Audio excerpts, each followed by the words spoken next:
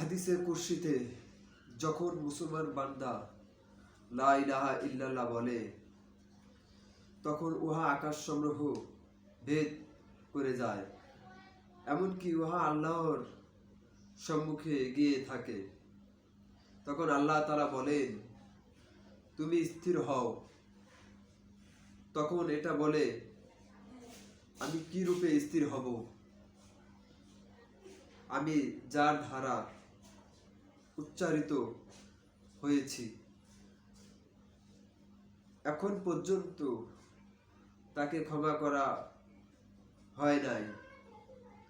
তখন আল্লাহ তাআলা বলেন, আমি তোমাকে সে ব্যক্তির জিহ্বা দ্বারা চালিত করি নাই যাকে তার পূর্ব মুহূর্তেই ক্ষমা করে দেইনি। আশা করি সবাই বুঝতে পেরেছেন।